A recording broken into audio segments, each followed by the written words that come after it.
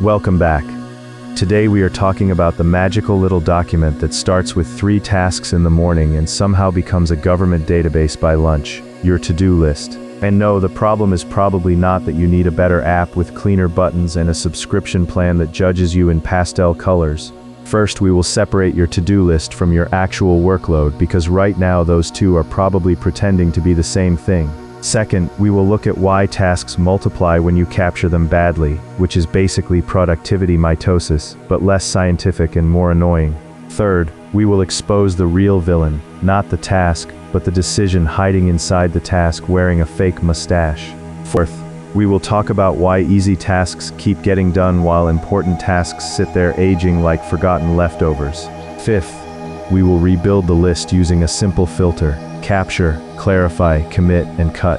And sixth, we will end with a daily rule that makes your list shorter, calmer, and significantly less interested in ruining your evening. The first reason your to-do list keeps getting longer is simple. You are using it as a dumping ground, not a decision system. Every random thought gets tossed in there. Reply to that email. Fix that thing. Check that document. Start that project. Maybe learn Spanish apparently, because your brain had ambition for 12 seconds on a Tuesday. A list only tells you what exists. It does not tell you what matters, what fits today, what has to wait, or what should be deleted because future you was being dramatic.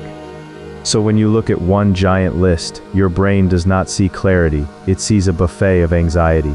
The shift is this: your to-do list is not a promise, it is a parking lot. Just because something enters the list does not mean it deserves your time today. Some tasks are urgent, some are important, some are just emotional spam wearing productivity clothes. The second reason your list grows is vagueness. A task like finish proposal looks innocent, very professional, very adult, but inside it are 12 gremlins. Review notes, find numbers, write draft, ask for feedback, update slides, panic quietly, and maybe open the file just to close it again. When a task is vague, your brain has to do 2 jobs at once: decide what the task means and then actually do it. And because the brain is very committed to avoiding discomfort, it chooses a cleaner option, like reorganizing the desktop folder named Final Actual Final. The fix is not to write more tasks. The fix is to write the next visible action. Not work on taxes. Open the tax folder and find last year's return. Not improve website. List the 3 pages that need updates. A task should be small enough that your brain cannot pretend it needs a spiritual retreat before starting. The third reason your list keeps growing is that many items are not tasks at all. They are decisions. Plan vacation, choose software, fix workflow, decide budget. These are not neat little tasks. These are tiny board meetings, and unfortunately every board member is you. If the decision is not made, the task cannot move, so it sits there. Then another related task appears, then another. Suddenly you do not have a to-do list. You have a crime scene and the victim is your focus. So label decisions as decisions. Instead of hiding choose project tool inside a normal task list, write decision needed, pick tool by Friday, compare only 3 options. This protects your list from pretending that thinking, choosing, and doing are all the same activity. They are not. One requires judgment, one requires action, one requires coffee and emotional support. If this is already making your list feel personally attacked, subscribe. This channel is for people who want practical systems that work in real life, not productivity theater where every morning starts with journaling, sunlight, and pretending Slack does not exist. The fourth reason your list keeps getting longer is that easy tasks are dangerously attractive. They give fast check marks, send 1 reply, move 1 file, rename 1 document. Suddenly you feel productive, even though the important task is still sitting there like a dragon guarding your future. This is how a person can work all day and still feel behind. They were active, but not selective, busy, but not strategic. Their list got longer because they kept clearing the surface while the real work kept generating more consequences. Very efficient, in the same way a hamster wheel is efficient. A better rule is to start each day with 1 consequence task. Not the biggest task, not the scariest task, the task that prevents the most future mess. The email that unblocks 3 people, the decision that stops 5 follow-ups, the draft that moves the project forward.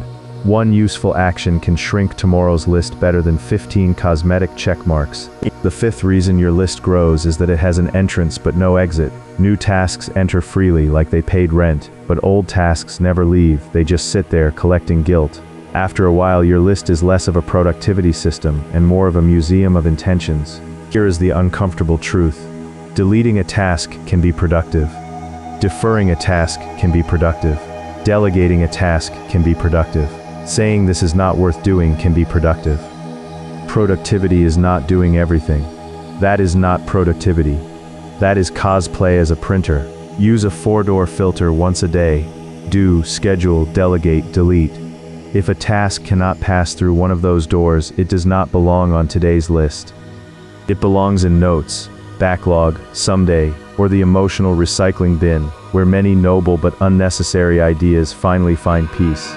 The sixth reason your list keeps getting longer is that you confuse capturing with committing. Capture means I do not want to forget this. Commit means I will spend time on this. Those are completely different. Your brain throws ideas into capture. Your calendar and priorities decide commitment. So build two lists. First, a master list where everything can land.